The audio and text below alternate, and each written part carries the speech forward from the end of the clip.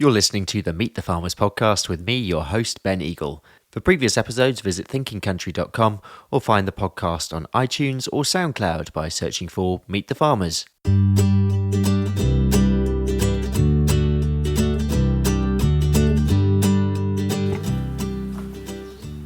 Hello and welcome to episode 54 of Meet the Farmers. I'm on the 7th leg of my road trip. I'm into North Wales and I'm visiting Emlyn Roberts, who is a beef and sheep farmer running Welsh black cattle and Welsh mountain sheep.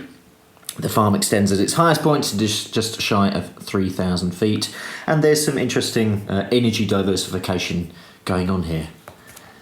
Emlyn, thank you so much for having me this morning. Anyway, I finally found you after getting a little bit lost this morning, but it's not raining. No, it's changed. Last few days it's been horrendous, but when the sun is shining, it's a beautiful place to live. Before we started recording, you raised the point actually that you diversified into hydro. Perhaps let's start with that, talk me about your renewable energy plan, how you got into it. Well, the river running through the farm was recognised as a potential site. Then we had some consultants in, did some research, and then as it was a viable scheme, we invested quite heavily in putting a run-of-river hydroelectric plant in. It's a 350 kilowatt hour scheme, which runs depending on the level of the river. Once the level of the river goes above a certain level, it extracts water, goes through a turbine, and then back into the river. The water travels in a pipe for about 2 kilometres with a drop of just over 200 metres. Wow. Tell me a bit about the farm and the local area here. You're a 4th generation farmer and 2nd generation owner here. Yeah, family moved here 1913. They just come from the adjacent valley. It was a rented farm then. And then in the Thatcher era of the 80s, the place came up on the market because it was a Ministry of Agriculture run farm. So they were disposing of assets in that era. Okay. So we had the option to buy. And as most farmers would have done, they'd try to buy it even though interest rates were very high at the time at 15.5%. So borrowing it then at 3% over base, it was quite a challenge. But the Welsh and farmers, we were quite a resilient bunch. Yeah. So we just got on, and I was just leaving college. I was in college at the time. In the old WAC in the Aberystwyth, Welsh Agriculture College. Probably the best years of my life. Fantastic time. Made a lot of friends from across Wales, and England, and the Isle of Man. Then following that, we came home to farm. It's now a 450 hectare farm, but it's, as I say, very top heavy. There's 350 hectares of mountain and very rough grazing, and the other 100 hectares is lower down. I wouldn't say it's lowland by a long way. And part of that is very rough triple SI ground as well. So, it's challenging terrain. Yeah, I was going to say, apart from the nature of the terrain itself, in terms of the business, what are your key challenges at the moment? Key challenges, without mentioning that. God, we're barely 5 minutes in. Yeah, Brexit, that's one of the biggest challenges, because we're being a hill farm, rearing Welsh mountain lambs. Most of them, 80% are pure bred, so most of them into the light lamb market, which is it's based on the European trade. Yeah. And if Brexit does go ahead, as the current Prime Minister is planning, it could well be a no-deal Brexit 31st of October. And I say current Prime Minister, so the scene is changing. I was going to say by the day almost, yeah. So that's one of the biggest challenges, but basically we can do a lot about it individually. So we try and do the best we can on the pack of cars we've dealt, and that's the farm we're farming. Yeah, and this is the thing, isn't it? Yeah, in that case, there is no direct control. It's a waiting game, Yeah. But in terms of planning and knowing where you're going, it's really uncertain. Well, yeah, it's the lack of planning and the lack of positive vision from government that's a bit, it's quite scary, really. And but the Welsh government have got some schemes out. We're joining a scheme now with a Welsh Hill Ram improvement scheme to look at trying to genetically breed a sort of heavier lamb off the current size ewe. Okay. So, we don't want to increase the size of the ewe. Otherwise, she wouldn't want to live up on the mountain. Yeah. For the time we need her to be living there. We're hoping to, the ewes we got now, they live 10 and a half months of the year up on the mountain. They come down end of March to lamb beginning of April. Okay. They're back up on the hills with their lambs middle of May. So, it's quite a hardy. Some people say that I'm a bit tough on them. But, they're here to keep me and I'm not to keep them. That's my view. That's my view on them. Yeah. And, if they can't survive up there, they're no good to me. They're costing me a lot of money. Yeah. So that's the theory I've got anyway. And so far, it's the biggest issue with that is if we do get a long spell of snow. We got to bring them down then and supplementary feed them. But on the whole, the milder winters, and even though they are wetter, we're getting by. Yeah. Tell me about the current Welsh Government consultations, the Sustainable Farming consultation, which the deadline, we're moving into early October at the moment. There's about a month left on this. Yeah, this is a consultation responding to the first consultation. The first one was Brexit on our land. This one's sustainable farming. And yeah, the response has got to be in by the 31st of October. Although the unions have been lobbying for a delay in the consultation deadline. So far, Welsh Government are very reluctant. Well, then hell-bent on not giving delaying it. So we're trying to work on responding to that, and also the deadline with Brexit. But the responses, the first consultation, there was an environmental element and a production element. Now they've gone for a sustainable sort of joined up thinking. That's where the wording's a lot more sympathetic on this consultation than it was on the original one, because the original one, we were land managers. Now they have accepted that we are farmers, and also, food production wasn't linked to the environment in the first one. Yep.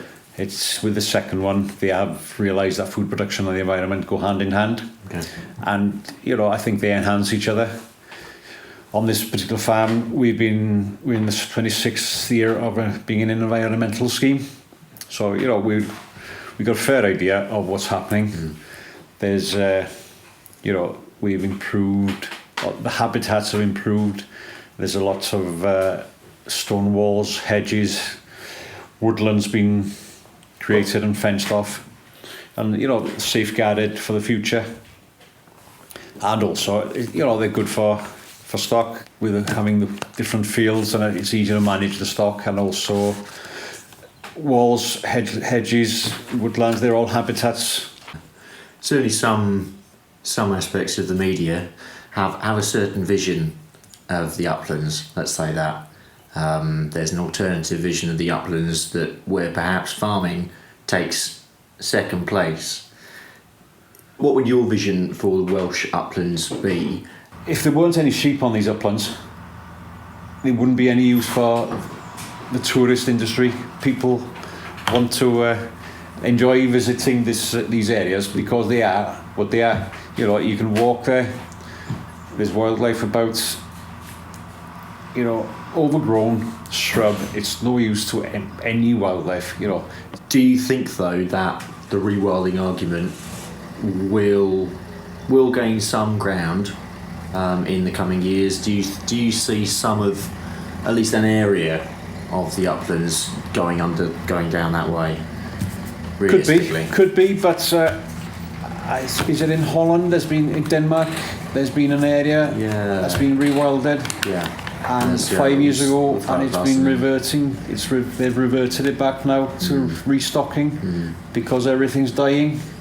You know, there's a reason why things are happening as they are. It's been happening now for centuries. You know, there's protein being produced on these uplands from poor forage. You know, you won't grow beans or oats or barley or anything on these upland farms. They just it'd be sterile ground with scrub and God knows what. Obviously, the Welsh Government are currently under consultation as to this vision, but as far as they're concerned, do you think that there is a clear plan for what the upland landscape will look like in the future? I think some people within Welsh Government have got a plan or a vision, but how real that is, I'm not sure, because in the consultation, one of the major things are it's going to be co-designed by by partners, those being environmentalists and also farmers and people who do use the land and make a living off the land, and people who basically own the land. You know, I think land ownership is one issue that people don't respect enough. It's like, you know, if we try to tell businesses how they should be run, and how individual house owners should run their house and garden, you know, it's just a bit of lack of respect on that front, I think. I find it strange with farming actually as well. It's one of those that everyone seems to have an opinion on what you do. Whereas you don't get that if you're an engineer or a doctor, or you wouldn't dream of offering an opinion. Exactly. But, for some reason in farming it seems to be okay. Yeah. Oh yeah. You know, we go and see a doctor for a reason. He's the expert. He's a professional. You know, we should take his view and listen to him, and we act on it. Yeah. And the same should be vice versa. Yeah. So your son's currently studying agriculture at Aberystwyth. Yeah, he's in his final year now of studying agriculture. He's really enjoying the social side of it, you know, and I don't blame him. I did the same myself quite a few years ago by now. But yeah, following that, he's quite positive about the industry. Yeah. And I think there will be opportunities, but will there be the same volume of opportunities as there is now? You know, if the market isn't there for these lighter lambs, and if the tariffs are going to be on the trade, on the products we'll be producing, that's going to be quite challenging. But the way Welsh Government are going with this new consultation, the new scheme, there'll be plenty of room for advisors. The advisors are one thing that crops up all the time. And will there be enough suitably qualified and knowledgeable advisors on that have got the same level of knowledge? Yeah.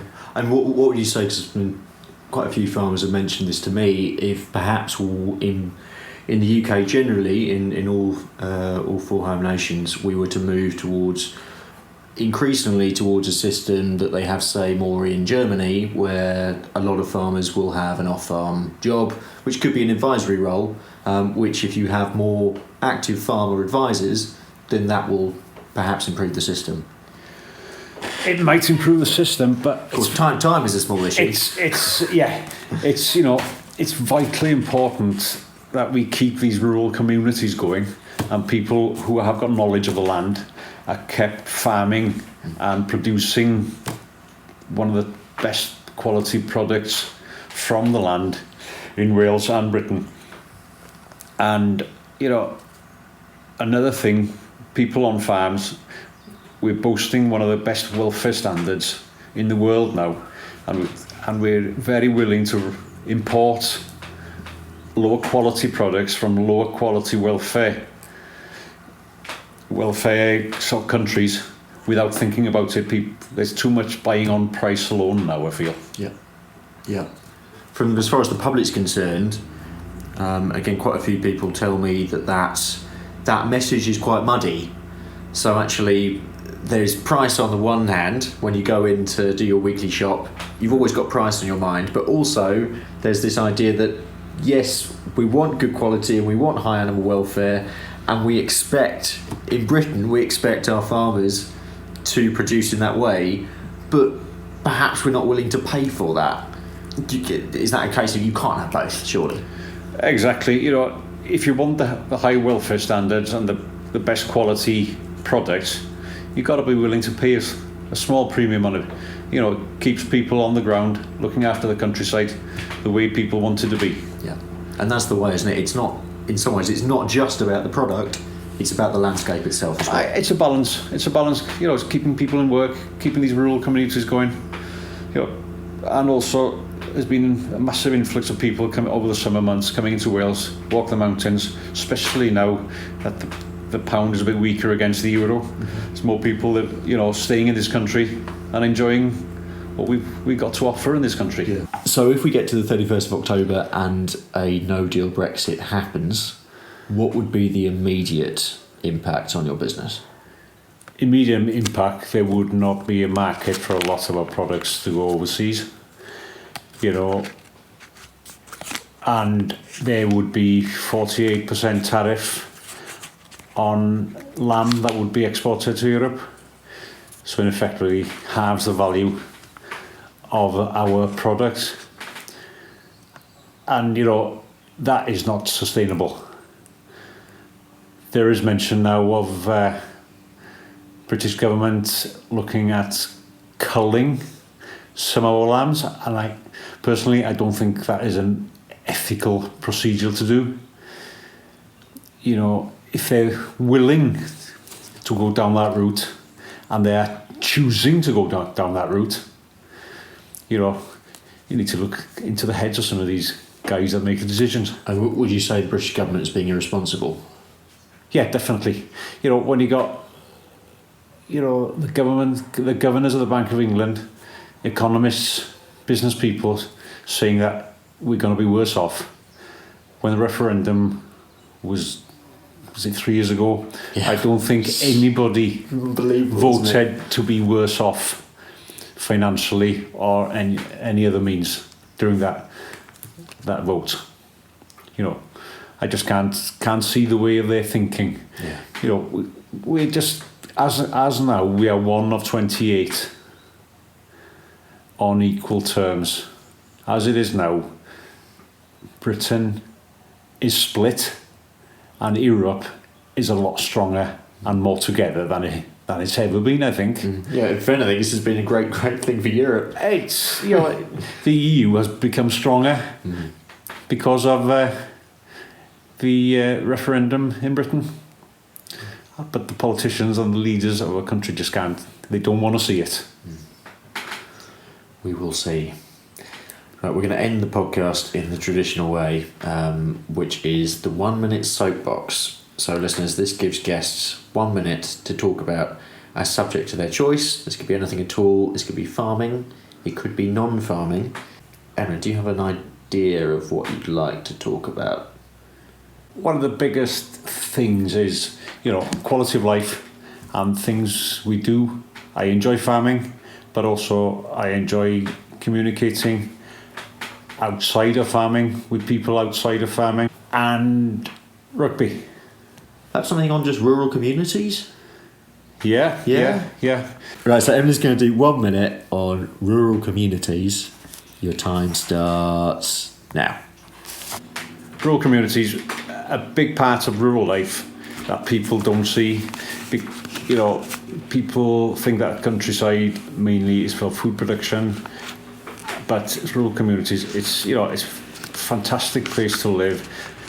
Neighbourhoods, even on the farm, we co-gather the mountains, which is 3, 4, 5, 6 times a year.